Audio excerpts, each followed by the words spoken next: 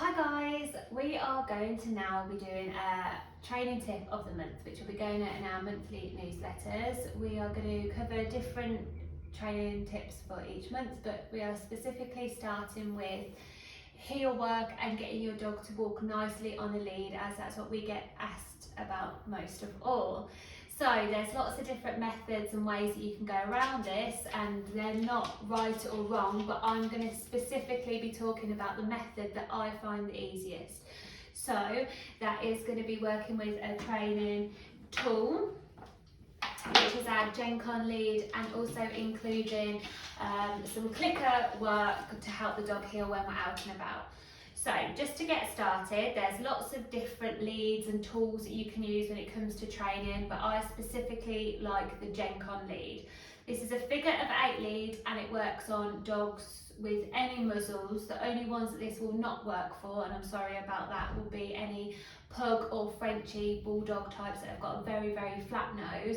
As you know, we have boxers, and they work perfectly on boxers as well. So any other dog of those 3 breeds, this will be able to work with. So, the GenCon lead is a figure of 8 lead, and it works in the same way as a Halti or any kind of lead that goes over the dog's nose. A lot of people make the mistake of putting a harness on a dog when you're trying to get them to walk to heel, because they feel like they have more control, but actually what you're doing is you're making your dog a pulling machine. So I'm going to give you a quick example with Max. So I'm going to get Max to come in and sit nicely.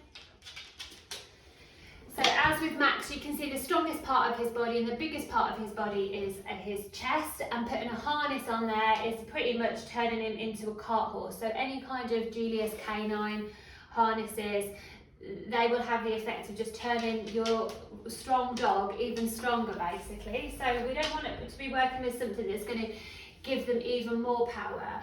And I don't like working with dogs just on a collar, because I feel that can have damage made to their throat. When your dog pulls, obviously you know what it's like. Once they're on a collar, they're constantly choking themselves and struggling to breathe, and this can cause lasting health problems as well. So that's why we use a GenCon lead. I have gone for the cheap version, which I will tell anybody in any of my training sessions I really regret. So I would recommend the proper version of a GenCon, GenCon. But for now, this is all I've got, so this is what I'm going to work with. As you can see, it's a figure of 8, slips over the head and over the nose. And then it's got a buckle here which you fasten just to make sure it's secure. And I always recommend the lead with a clip on the end, and it will clip onto your collar. So if anything happens and for any reason that slips off the dog's head, you then have the collar as a safety, as a backup. So we will move past this quickly. I just wanted to show you how this works. So whereas before the dog would have had the power to pull from its chest, it now only has the power to pull from its nose. Obviously, it doesn't take a rocket scientist to realise that they're not going to have the same amount of strength, and this gives you a lot more control when you're out and about. I'm going to just take this off now and show you how we can do this with a simple slip lead. So this is just your average slip lead. Normally goes up and over the mouth. I'm just going to get Max to come in again. So normally it goes up and over the head and uses the slip lead. If you're desperate and your dog is really, really causing you havoc whilst you're out, you can slip this up and over, create a circle here, put this over the nose, and again, you have a same kind of figure of 8 lead to give you some more control when you're out. I wouldn't use this long term because this is too thick to sit over the dog's nose, but if you're desperate in an emergency and your dog is really pulling you around in the street and this is what you normally walk them on, this is a good alternative. Okay, so in summary, I would recommend a GenCon lead as a training tool to help with heel work. There are cases, as I mentioned earlier, of dogs that can't use them, such as pugs, Frenchies, bulldogs, anything with a very, very, very flat face.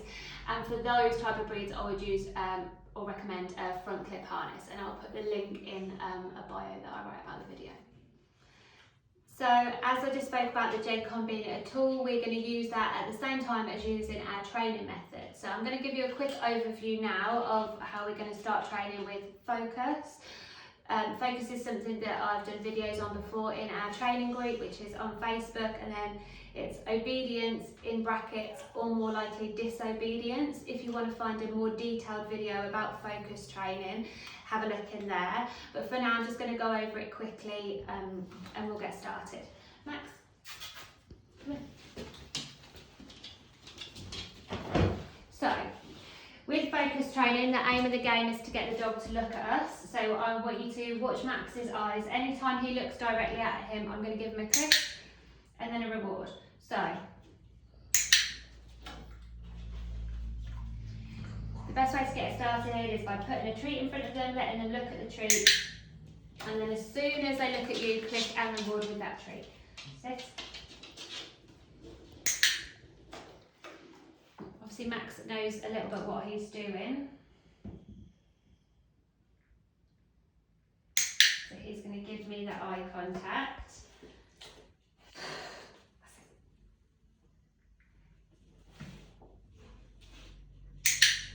As soon as he looks at me in my eyes, I'm picking and rewarding him. And I'm going to make him wait a little bit longer. So first of all, we're going to reward him instantly, and then I want him to hold eye contact with me for a few seconds and then build up to about 10 seconds at a time. So sit.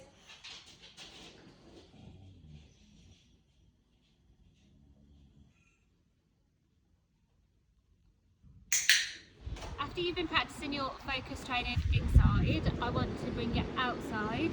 So don't start off anywhere too loud or hectic or crazy where your dog is going to basically be set up for failure. I want you to start somewhere quiet, like your own garden or a driveway, or somewhere where your dog isn't going to have too many distractions, to get them used to looking at you and doing the same as we're walking along. So, get my clicker and my treats, and now hopefully Max is going to be on his bestest behaviour and show you exactly what we mean. So, anytime he looks at me whilst we're walking, I'm going to click and reward him.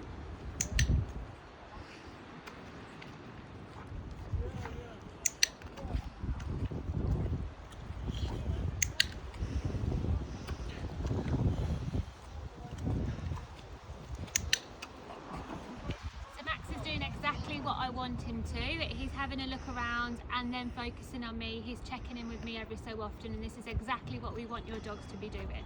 As you can see, he's on a slip lead because this is what he is walked in, but you can practice this on a slip lead or with your Gen-Con.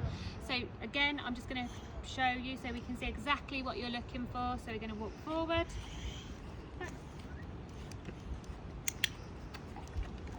Once he's concentrating on me and doing exactly what I want, I'm going to add a heel command in. So, heel. Heel. So when he's walking nicely next to me and checking in with me, we're going to add heel. Max, heel. Boy.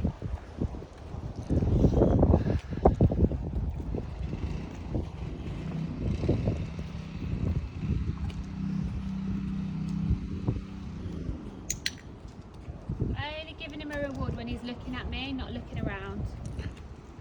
Max, heel.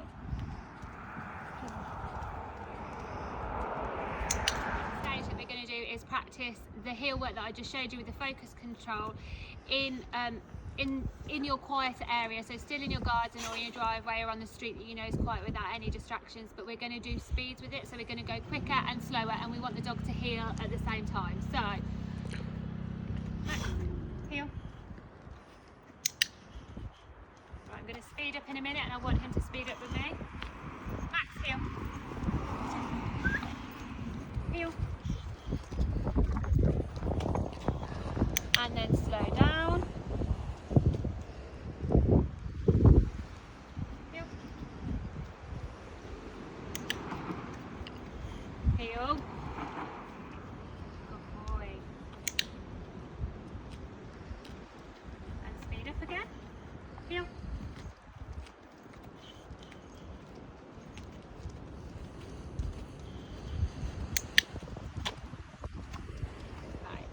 So I'm only rewarding Max every so often, but that's because he knows what he's doing. For anybody that's just starting this, you want to click them and reward them every time they look at you, so they start to realise that that's the most important part of the training.